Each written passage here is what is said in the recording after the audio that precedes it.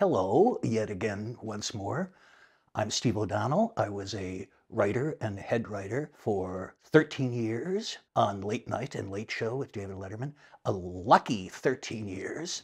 I mentioned lucky because I was lucky to have the job, but also I want the theme for this passel of picks to be luck and how good luck can really make a piece wonderful. I had been a tour guide at Paul Revere's house in Boston, and I'd worked at a hot molten glass plant in Cleveland, and I wrote greeting cards for a year and a half. But writing on The Letterman Show remains the best and my favorite weird job. So that was my good luck.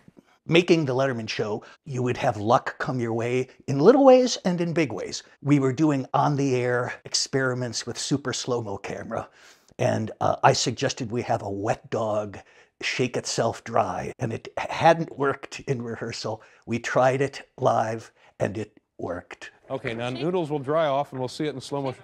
Come on, Noodles. Come on. There it is in slow motion. Oh, that's pretty neat. Another great bit of good luck with what could have been a fair piece was when we were doing a week of shows in Las Vegas, and we were going to spend the day getting a tour of Las Vegas with an Elvis impersonator. We ran into a drifter, like an old-fashioned hobo-type character from the Jumping the Boxcars era named James T. Baggett. And he was such a colorful old coot that the trio of Letterman, the Elvis impersonator, and the drifter was unbeatable. Well, what kind of work do you do? I'm a merchant seaman. Seaman. Is this a thriving seaport? No, this is just a rest period. The deal is we get a picture taken in front of $110,000 bills. That's $1 million. Pretty exciting, huh? You know whose picture is on the $10,000 bill, James? No, really don't. Tony, do you have any idea? I don't know. You know who it is? Slappy White. Slappy White. Checking out the city with a talk show host, you know it's gonna be a swinging time. The blackjack poker and the roulette wheel. Another wonderful, great good luck was sending a camera into the gift shop that used to be on the ground floor of the Ed Sullivan Theater and discovering these two guys from Bangladesh, Mujibur and Sarah Jewell. And I had great good luck with them touring the country. I got to go from coast to coast with them. We had a great good luck in Las Vegas, and I have wonderful memories of them spending some time with Tom Jones. What's new, pussycat? Whoa. What's new, pussycat? Whoa. Had some bad luck with Mujibur and Sarah Jewell. We went to see the Mount Rushmore and got some funny bits. We happened to stay in a pretty subpar motel that was run by a wonderful character whose name was Red Pepper. And they had on the marquee in front, it just said super clean. Anyway, it was a moderately funny bit, and we were looking forward to seeing it on the air that night. But there was a delay of several hours. O.J. Simpson was leading the police on a chase in his white Bronco, and I'm there in South Dakota going, oh, now we won't get to see Red Pepper and the guys. Welcome to the Bel Air Motel. It's super clean. It's super clean here. It's super clean. It's super clean here. I used to be sad when we'd have a dark week, that is, not taping shows, and we'd be on vacation. I'd be looking for things while I was wherever I was. But I was in Dallas, Texas, and there was an old record store, and I found this great used record that was nothing but plug-in jingles for local radio shows to use for local advertisers. One of them we used a lot, maybe too much, but it was catchy. Travel with these rent-a-car, carry a load, rent a truck. We supply the latest models, rent-a-car. Yes, the car and truck rental song. Here we go. Follow the bouncing ball, ladies and gentlemen, and sing your hearts out, if you will, please. Travel with these rent-a-car, carry a load, rent a truck. We supply the latest models, rent a car or truck from us. I guess what I liked about that jingle was that it was so aggressive and yet so bland at the same time. Can't beat that combo. I had good lucks. I would write a bit, it wasn't even a joke. I put all the weight on the performer. Jim Carrey came on as a guest and I said, it'd be funny if you said, oh, I used to work for CBS. And Dave says, oh, and then we show the opening of 60 Minutes. And then I just said, and then you make a funny face. And he did. I'm Mike Wallace. I'm Morley Safer. I'm Ed Bradley. And I'm Jim Carrey. These stories and Andy Rooney. Tonight on 60 Minutes. I had good luck sometimes getting a little notion for a piece from something someone would say. I was home in Ohio, and my mom made a little very Ohio throwaway comment. She said, I noticed Letterman doesn't wear the wrestling shoes, the gym shoes, with his shirt and tie and jacket. Did his supervisor talk to him? I wrote a bit about Dave's supervisor chewing him out throughout the show for his various incompetences. And Charlton Heston played it, and he did it, I thought, quite well. There's your record. Yeah, exactly. Hold it! What's wrong with you, Letterman? Yeah. You know, we can use these blue cards again. Yeah, I know. I'm sorry. You know, we never had these problems with Sajak. Okay. Also, good luck is to have someone with a sort of pleasant personality just do all that work for you. When I was with Dave's mom in Lillehammer for the 1994 Winter Olympics, we interviewed Nancy Kerrigan. I told Dave's mom, just whenever there's a pause, just say, more cocoa? See, now everyone has the idea. You writers really didn't do much work, did you? What have you been doing today? No, I just went out for lunch and went shopping. What kind of things do you buy? Sweaters and Yep. Uh-huh. Sweaters are beautiful, aren't they? Yeah. So do you like cocoa? Would you like a cup? No, thanks. All right. Okay. Are you sure you wouldn't like some cocoa? No, I've been inside and warmed up. There was a viewer mail letter criticizing Dave's choice of shoes. A young woman named Colleen Boyle out on Long Island. We drove out there with a crew to surprise her. Well, bad luck. She wasn't at home. But good luck. Her brother arrives and he tells us where she works. So then good luck. We go to the Sears. And good luck. She has a great giggle that is adorable and annoying at the same time. The good luck comes out of the bad luck, which that's what you want out of life. Are you Colleen? Are you Colleen Boyle? Yes. Did you write this letter, Colleen?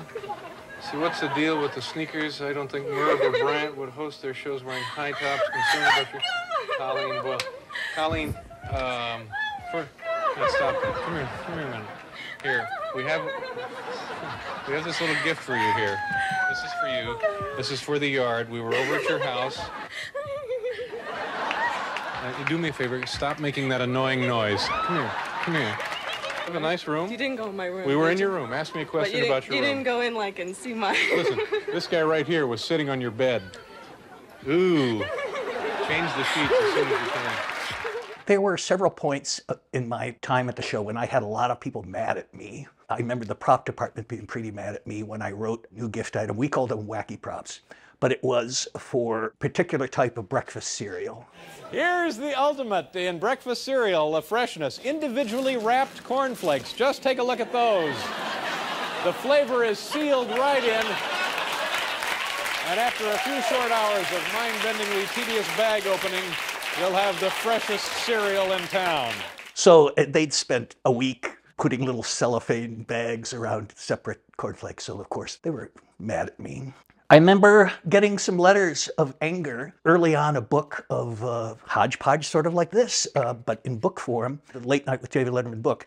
And somehow it was put together, there were a lot of blank pages at the end of the first galleys that they couldn't change. We couldn't rearrange things. I said, here, just put a little box here that says, extra for experts. Squeeze lemon on this page for a special surprise. Well, of course, there was no special surprise, and a couple people said they ruined their copy of the book and wanted to be compensated for it. I'm pretty sure they never were. I also had people surprisingly unhappy with me and complaining about a recipe that I created for the show, which was called Dave's Dog Jacks. Basically, it was fried bologna, which both Dave and I love, and people thought was gross. We served it to the audience, and I think they lived. Now, okay, here's the main ingredient in these Dog Jacks. These are just normal weenies, and we take them and take two of them. You folks have seen busted weenies before. Now, let me turn this on. And they're mighty tasty. Now, come on, stop it.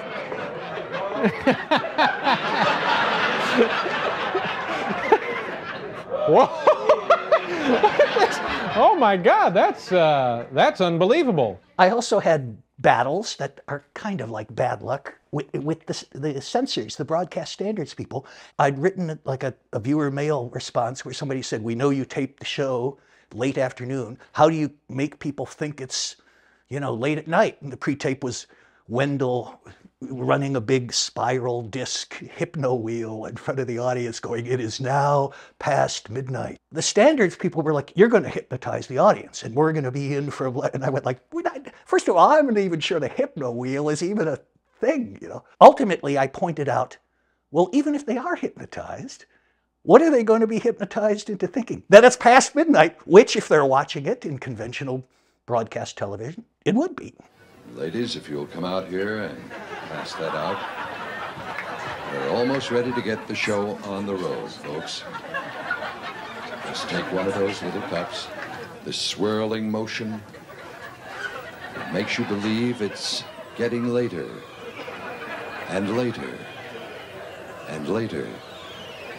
Why, it's now exactly 12:30 a.m. Exactly 12:30 a.m. A strange extended argument that I had written a top 10 list that was about Reagan's would-be assassin. I think his name is John Hinckley. And our list was top 10 signs that Hinckley has been completely rehabilitated. They were all indicating the opposite, that he was crazy.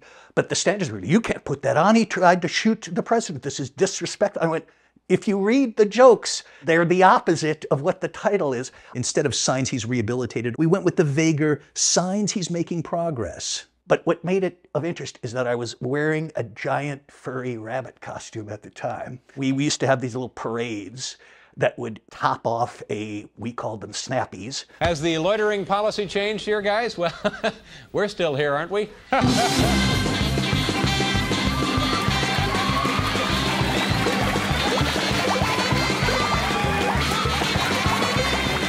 It was always my great good luck to get a smile or a laugh from Dave, from a sentence, from a strangely worded sentence, not even a joke, just because Dave savored the odd combination of words. One he may not even remember the origin of, but he quoted it for decades afterwards. Randy Cohen had written a funny prop item, but I wrote the setup copy. Since the dawn of civilization, eyeglass wearers have been subject to ridicule, harassment, and occasional jostling by husky idlers. Well, now the shoe's on the other foot with this simple installation of an optical blowgun. Here's how it works. Let me slip these on. Okay, it corrects your vision as it scatters any and all opposition.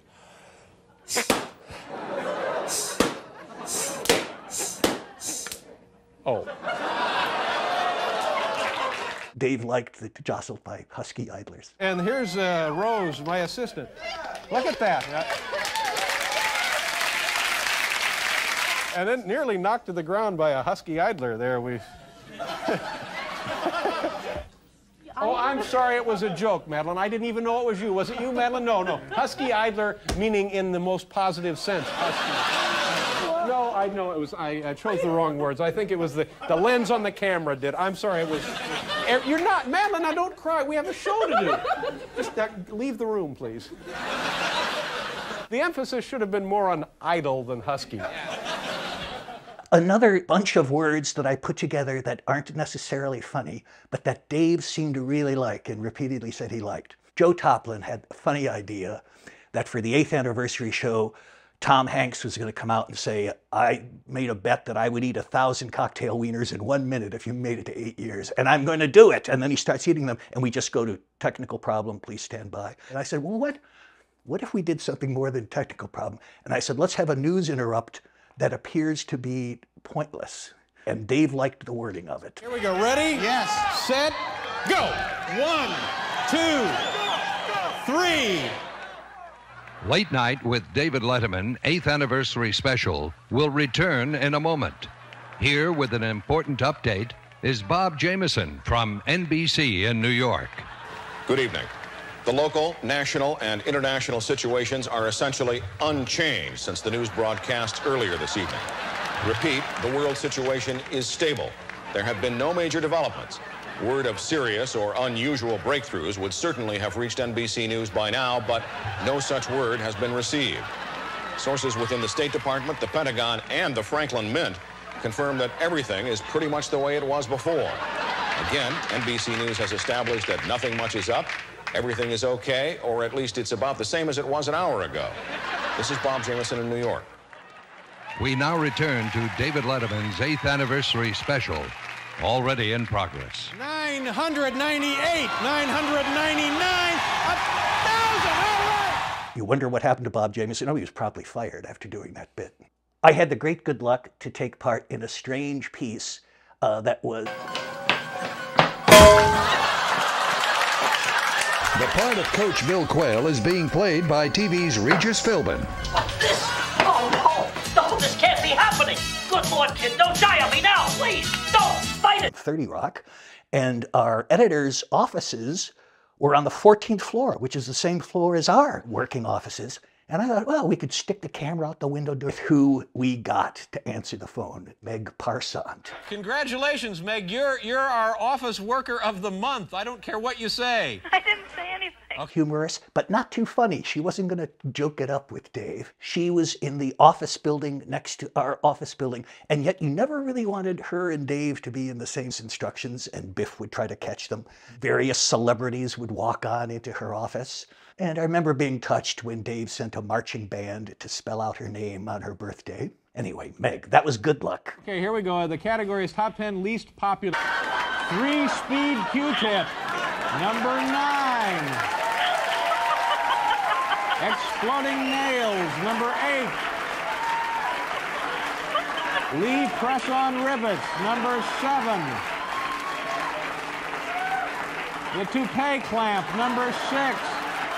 The one-rung ladder, number 5. Uncontrollable chainsaws, number 4. There it is, number 3. Number 3 is the Berthler Craftsman tool, the imaginary hammer, and the flapper. There you go. Matador, that moment comes when he hands in his joke. Nervously awaits a verdict.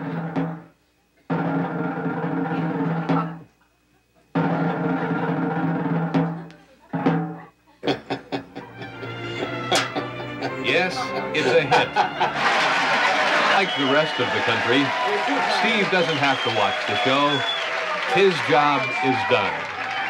He has written an opening joke that brings new glory to late night, NBC, and the entire America. Back tomorrow, because he knows the show can't begin without him, and that's why he is one of the people behind Late Night.